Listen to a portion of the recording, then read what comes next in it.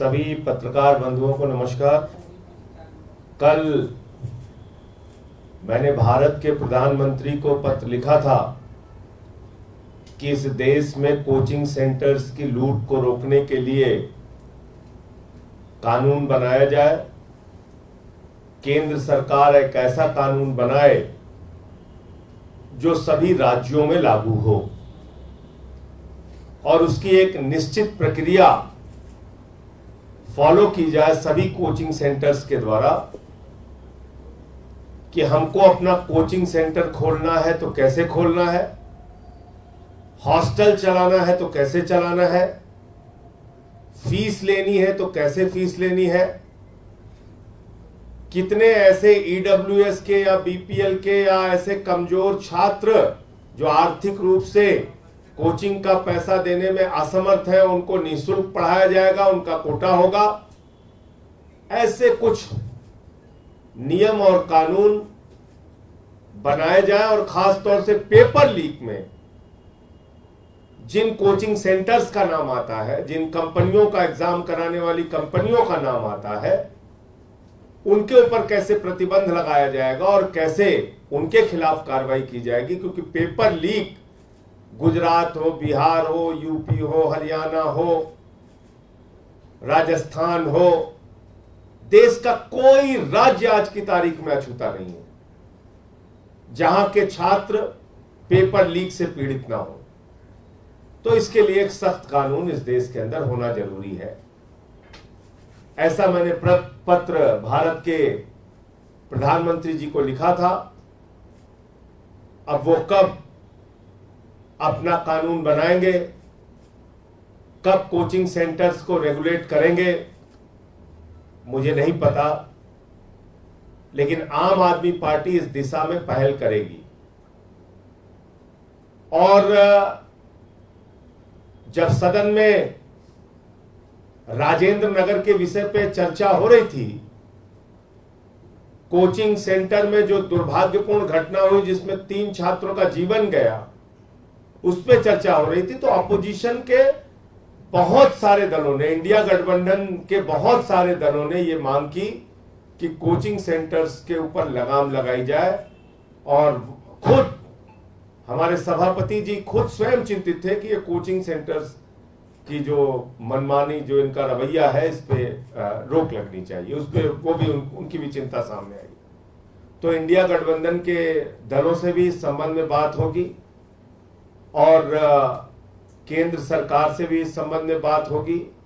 हम लोग लगातार दबाव बनाएंगे इसको लेकर कि कोचिंग सेंटर्स को रेगुलेट किया जाए, नंबर 1।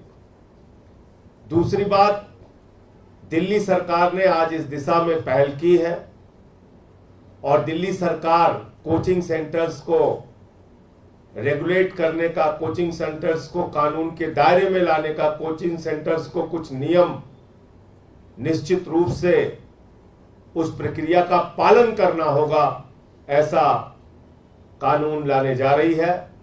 उसके लिए एक कमेटी भी बनाई गई है और इसकी शुरुआत आज से दिल्ली सरकार कर रही है। तो ये मैं समझता हूं कि दिल्ली में आकर अपने भविष्य का फैसला करने वाले और अपने उज्जवल भविष्य का सपना देखने वाले छात्रों के लिए और उनके परिवारों के लिए एक सुखद समाचार है कि हम लोग इस दिशा में, दिल्ली सरकार आगे बढ़ चुकी है।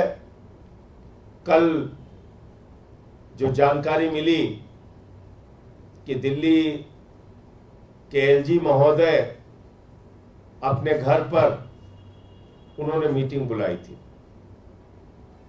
अब भाजपा ही कहते हैं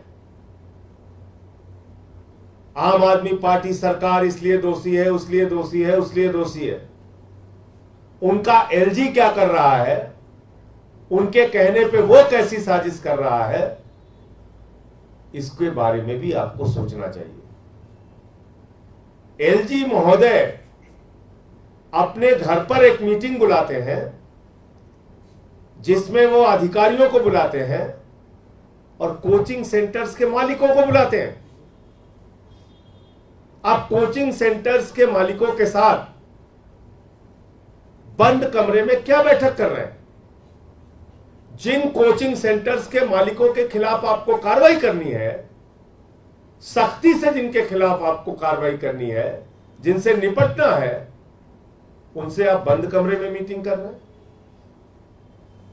और क्योंकि उस मीटिंग का खुलासा ना होने पाए, इसलिए आप दिल्ली सरकार के मंत्री को नहीं बुला रहे। दिल्ली सरकार के मंत्री को बिना बुलाए बंद कमरे में एलजी महोदय कोचिंग सेंटर्स के उन मालिकों के साथ मीटिंग गुपचुप कर रहे हैं जो बेसमेंट में क्लासेस चलाने के दोषी हैं, जो बेसमेंट में लाइब्रेरी चलाने के दोषी हैं, जो तमाम इलीगल एक्टिविटीज करने में दोषी हैं, जो कोचिंग सेंटर्स छात्रों से अनाप शनाप फीस लेने का काम करते हैं। आप उन कोचिंग सेंटर्स के मालिकों के साथ बंद कमरे में मीटिंग कर रहे हैं, अपने अधिकारियों को बुला रहे हैं और दिल्ली सरकार के मंत्री को नहीं बुला रहे। इसीलिए मैं बार बार कहता हूं कि भारतीय जनता पार्टी और एलजी महोदय दिल्ली सरकार को बदनाम करने की गहरी साजिश में दिन रात शामिल रहते हैं, दिन रात इसी काम में लगे रहते हैं। तो इसलिए ये भी जो कल मीटिंग हुई है, उसमें क्या उन्होंने चर्चा की, क्या मीटिंग हुई, क्यों कोचिंग सेंटर्स के मालिकों के साथ उन्होंने गुपचुप मीटिंग किया, क्यों एलजी उनको बचाना चाहते हैं, क्यों बीजेपी उनको बचाना चाहती है कोचिंग सेंटर्स के मालिकों को, ये समझ से परे है। लेकिन मैं दिल्ली की जनता को बताना चाहता हूं कि दिल्ली सरकार, अरविंद केजरीवाल जी के नेतृत्व में चलने वाली सरकार, दिल्ली एमसीडी की मेयर लगातार कार्रवाई कर रही है, बुलडोजर चलवा रही है, कोचिंग सेंटर्स को सील कर रही है। दिल्ली की मेयर खुद जा रही है मौके पे, अधिकारियों को सस्पेंड किया है दिल्ली की मेयर ने। तो कार्रवाई हमारी ओर से लगातार हो रही है, किसी को भी बख्शा नहीं जाएगा, चाहे वो अधिकारी हो और चाहे कोचिंग सेंटर्स के मालिक हो। मैं निवेदन करूंगा दिल्ली के आम आदमी पार्टी के प्रदेश अध्यक्ष और कैबिनेट मंत्री गोपाल राय जी से कि वो अपनी बात करें।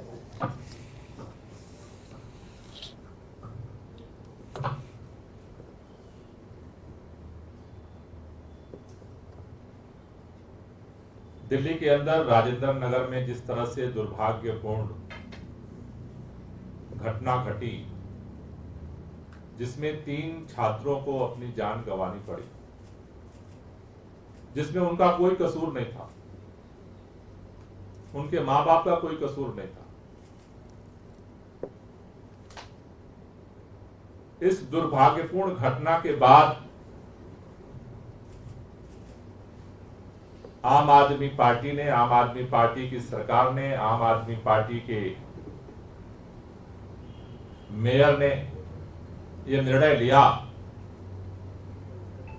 कि किसी भी कीमत पर इस घटना के जो भी जिम्मेदार लोग हैं उनको बख्शा नहीं जाएगा। उसके लिए रात में ही हमारे वहां पर राजेंद्र नगर के विधायक वहां पहुंचे, मेयर डॉक्टर शैली ओबेरॉय वहां पहुंची। उसके बाद रात में ही इस पूरे घटना का कारण क्या है, क्योंकि उस समय अचानक किसी को समझ में नहीं आ रहा था कि अचानक पानी कैसे पहुंच गया वहां। उसके लिए हमारे मंत्री ने इसके इंक्वायरी करने के लिए और तत्काल रिपोर्ट सबमिट करने का आदेश दिया। अगले दिन से जो बेसमेंट में इलीगल लाइब्रेरी या कोई भी एक्टिविटी चल रही थी, उनके खिलाफ ताबड़तोड़ एक्शन शुरू हुआ। जो वहां इस ड्रेनेज सिस्टम में जिस तरह से ब्लॉकेज हुआ, वहां पर दीवार खड़ी थी, उसके लिए जिम्मेदार जो इंजीनियर है उनके खिलाफ कार्रवाई शुरू हुई। लेकिन हमने ये देखा कि इन सारी गतिविधियों के, सारी कार्रवाइयों के साथ साथ राजेंद्र नगर से जो एक घटना के बाद जो आवाज उठी, धीरे धीरे पूरे दिल्ली के अंदर कोचिंग संस्थानों में जिस तरह की मनमानी है, जिस तरह की प्रताड़ना है, उसको लेकर के आवाज उठनी शुरू हुई। आवाज पहले भी उठी थी, सुगबुगाहट पहले भी थी, टुकड़े टुकड़े में बात होती थी, लेकिन आज दिल्ली ही नहीं पूरे देश के अंदर जिस तरह का बेरोजगारी का आलम है, हर गार्जियन, हर परिवार अपने बच्चों को चाहता है कि इस कंपटीशन के दौर में अच्छे से अच्छे पढ़ाई के बाद कोचिंग मिले, जिससे वो नौकरी हासिल कर सके। लेकिन पूरे देश में बेरोजगारी का मार झेल रहे नौजवानों के साथ साथ उनके गार्जियंस दोहरी मार झेल रहे। पहला, उनको अपने बच्चों को कोचिंग कराने के लिए जो संस्थानों में भेजना पड़ता है, वहां जिस तरह से मनमाना फीस है, रहने के लिए जिस तरह का मनमाना सिस्टम है, सारे नियमों को ताक पे रख करके जिस तरह से पूरा कोचिंग उद्योग फैल रहा है, जिसका कोई माई बाप नहीं। और दूसरी तरफ जब वो परीक्षा दे रहे हैं, 2 साल 3 साल 4 साल तैयारी करके परीक्षा देते हैं, पेपर लीक। दूसरी परीक्षा दी, पेपर लीक। यूपी की परीक्षा दी, पेपर लीक। राजस्थान की परीक्षा दी, पेपर लीक। हरियाणा की परीक्षा दी, पेपर लीक। हर गार्जियन इस तनाव और इस टेंशन में देश के अंदर जी रहा। ऐसे में इसका समाधान क्या हो, इसको लेकर के पार्लियामेंट के अंदर भी ये बात उठी थी। आम आदमी पार्टी की तरफ से हमारे राज्यसभा सांसद संजय सिंह जी ने प्रधानमंत्री जी को भी इस पर लिखा कि आज वक्त की जरूरत है, इसका समाधान है कि पूरे देश में कोचिंग संस्थानों की फीस को, उनके संचालन को, उनके निर्माण को नियमित करने के लिए कानून बनाया जाए। और साथ ही साथ जो ये पेपर लीक का सिलसिला देश भर में चल रहा है, उसको भी रेगुलेट करने के लिए जो पहले से कानून बने हुए हैं, उनमें संशोधन करके एक अस्थायी और मजबूत सिस्टम को देश में खड़ा किया जाए। आम आदमी पार्टी चाहती है कि देश के माननीय प्रधानमंत्री जी, देश के शिक्षा मंत्री जी, जो देश की आवाज है, देश की जनभावना है, छात्रों की जो पीड़ा है, छात्रों के गार्जियंस की जो पीड़ा है, लोग खेत बेच बेच करके अपने बच्चों को कोचिंग कराते हैं, कर्जा ले ले करके लोग अपने बच्चों को कोचिंग करा रहे हैं, इस उम्मीद में कि शायद कल वो सिलेक्ट हो जाएगा तो हमारे परिवार का, हमारे खानदान का नाम और काम आगे बढ़ेगा। लेकिन जिस तरह से मनमाना साम्राज्य है, इसे कंट्रोल करना आज वक्त की जरूरत है।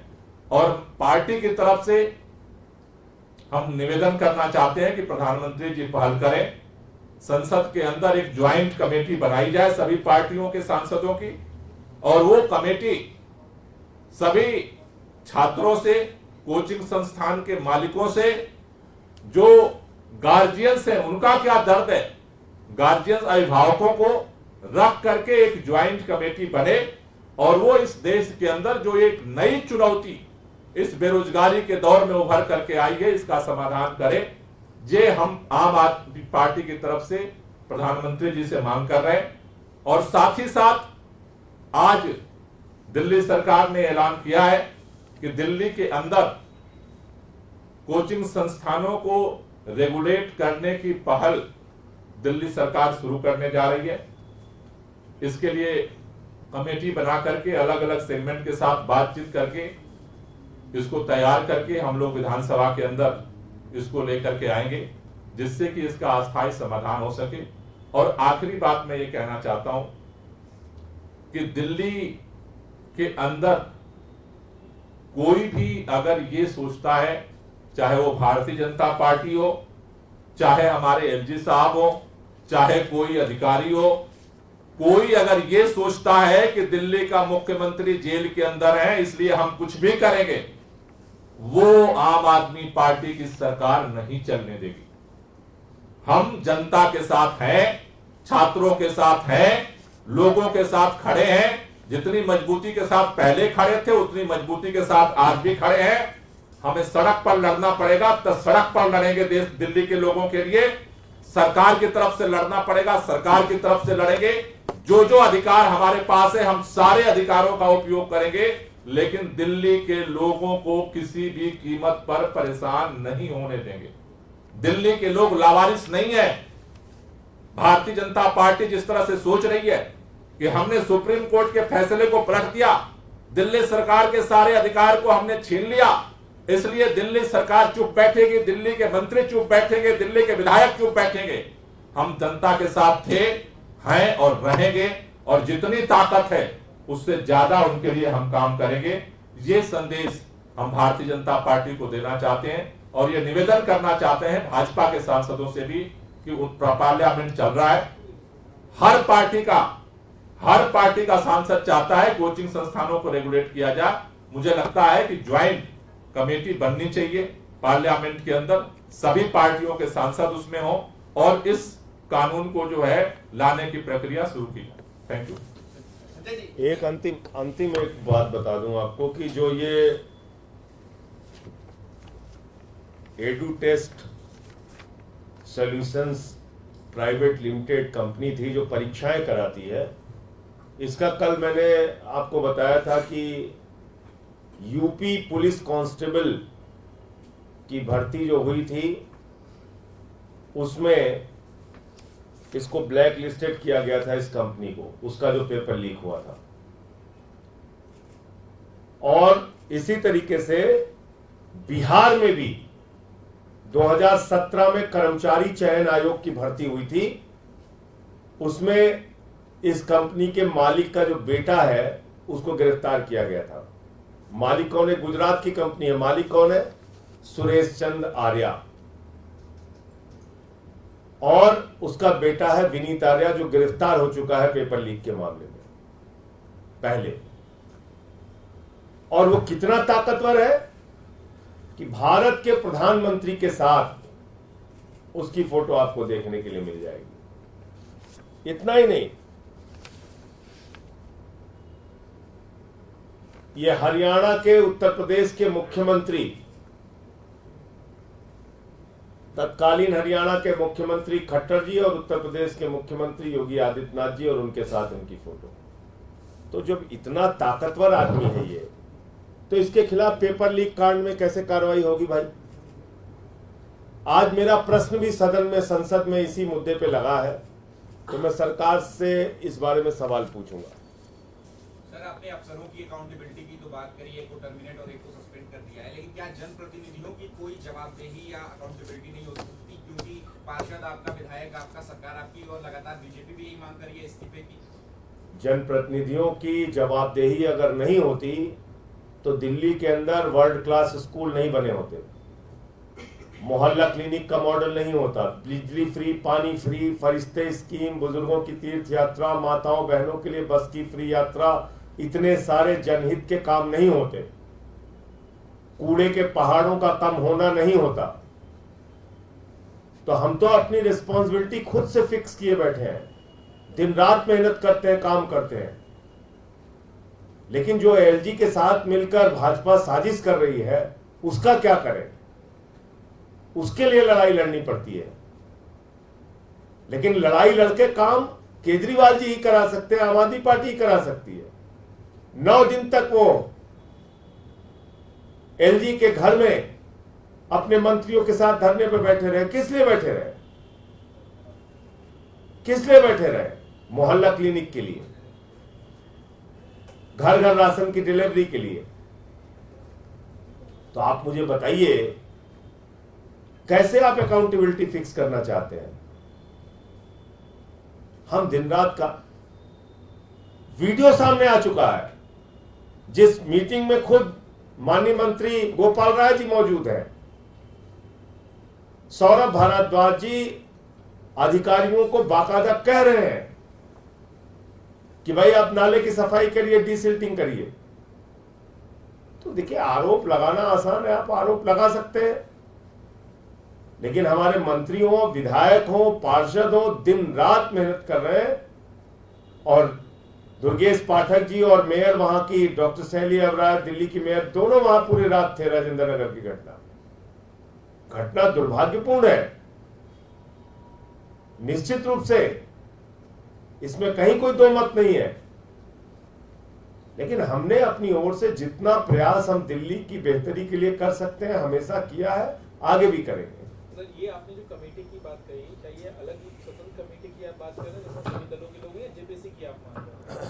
संसद नहीं, वो जेपीसी के रूप में भी कमेटी हो सकती है, एक ज्वाइंट कमेटी हो सकती है, क्योंकि ये तो सरकार को डिसाइड करना है। लेकिन क्योंकि इस मुद्दे पर संसद के अंदर चर्चा के दौरान हमने देखा कि सबकी चिंता है कि ये जो प्रॉब्लम देश के अंदर इमर्ज कर रही है उसको रेगुलेट करना चाहिए। मेरा इसमें निवेदन है कि वो ज्वाइंट कमेटी बने, तो मुझे लगता है कि उससे एक बेहतर जो है रेगुलेशन का कानून आ सकता है। सर, एक सवाल, वहाँ पर जो छात्र हैं वो कल से आमरण अनशन पे बैठ गए हैं, वो चाहते हैं दिल्ली सरकार या एमसीडी के प्रतिनिधियों से जाके मिले, कुछ मांगी है उनकी, मुआवजा है, वहाँ महंगे किराए, तमाम जो डिमांड्स है उनकी, उसको लेकर मिलना चाहते हैं। कोई योजना है सर? हम खुले तौर पर कोई भी बात करना चाहता है, हर तरह से हम उनके साथ हैं, हम हर समय बात करने को तैयार। वो चाहते हैं वहाँ पर आकर उनसे कोई मिले? नहीं, उनके तरफ से अगर हमारे तरफ कोई आता है तो हम जाके मिलेंगे, वहां भी मिलेंगे, जहां कहेंगे वहां भी बात करेंगे। हम हर तरह से उसके समाधान के लिए जो प्रयास हो सकता है, दिल्ली सरकार के अधिकार क्षेत्र में जो जो पहल है उसमें हम करेंगे। और उसी के तहत आज सरकार ने निर्णय लिया, कल प्रधानमंत्री जी को संजय सिंह जी ने चिट्ठी लिखी थी, लेकिन अभी कोई सकारात्मक जवाब नहीं आया। हमने निर्णय ये लिया सरकार ने कि हम अपनी पहल शुरू करेंगे दिल्ली में, कैसे इन चीजों को रेगुलेट किया जाए। और हम ये चाहते हैं कि चूंकि ये समस्या दिल्ली की केवल नहीं है, पूरे देश की है, इसलिए पूरे देश में इसका रेगुलेशन हो। Gopal ji, as we speak right now, police is detaining the protesters. What do you want to say on this? नहीं, हमारा तो देखिए एक ही निवेदन है पुलिस से कि छात्रों के अंदर आक्रोश है, छात्रों से भी निवेदन है कि शांतिपूर्वक अपने आवाज को बुलंद करें। और पुलिस से भी यही निवेदन है कि उनके साथ सिंपैथेटिकली जो है उनके साथ हैंडल किया जाए। और क्योंकि एक ये दर्द है लोगों का, और उस दर्द का समाधान पे सरकार फोकस कर रही है। संजय जी, एक सवाल है, अखिलेश यादव ने कल ये बात कही थी कि जो विपक्ष के खिलाफ जो एजेंसियां काम कर रही हैं, जब इंडिया अलायंस की सरकार बनेगी तो उनको बंद किया जाएगा। तो किन एजेंसियों की तरफ आप लोगों का इशारा है? ये तो सर्वविदित सत्य हो गया है कि कौन कौन सी एजेंसियां आज विपक्ष के खिलाफ लगी हुई हैं, तो उसकी जांच करा के उस समय कार्रवाई करेंगे हम लोग। क्या ईडी, सीबीआई किसकी तरफ आप लोग? तमाम एजेंसियां हैं, तमाम एजेंसियां हैं, तमाम एजेंसियां हैं। जो उसके लिए दोषी लोग हैं वो उनकी जिम्मेदारी कौन तय करेगा? किसी को भी जो कॉलर पकड़ के जेल में बंद कर देते हैं बिना किसी अपराध के, बिना किसी दोष के, उनकी कोई जिम्मेदारी नहीं है। जनता की तनख्वाह, जनता के पैसे से उनको तनख्वाह मिल रही है, तो कुछ भी करने के लिए वो स्वतंत्र है। यार, आज कहीं बाहर खाने चले? तो चलो दिल्ली के most famous restaurant Chawla Delhi वाला चलते हैं, जो अब खुल चुका है अपने शहर पठानकोट में भी, जहां मिलेगा आपको इनका फेमस पिशौरी चिकन और वेज नॉन वेज में ढेरों जायकेदार वैरायटीज। चावला दिल्ली वाला, Pinewood decor tower, opposite novelty Hyundai, Dalhousie road, Pathankot. Call 7696588832।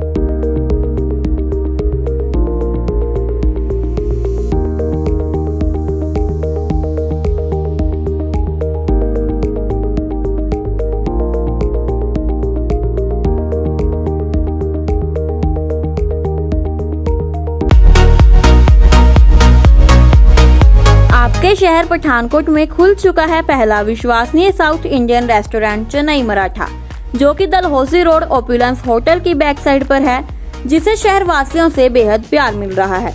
यहाँ पर सारा खाना शुद्ध शाकाहारी और अत्यंत स्वादिष्ट है। यहाँ की सर्विस बेहद अच्छी है। चेन्नई मराठा रेस्टोरेंट में बच्चों से लेकर बुजुर्गों तक के स्वाद अनुसार व्यंजन उपलब्ध है। यहाँ पर बर्थडे पार्टी और किट्टी पार्टी भी की जाती है। आप सभी से निवेदन है कि आप सभी भी एक बार अपने परिवार के साथ चेन्नई मराठा आएं और यहाँ के बेहद स्वादिष्ट खाने का आनंद लें।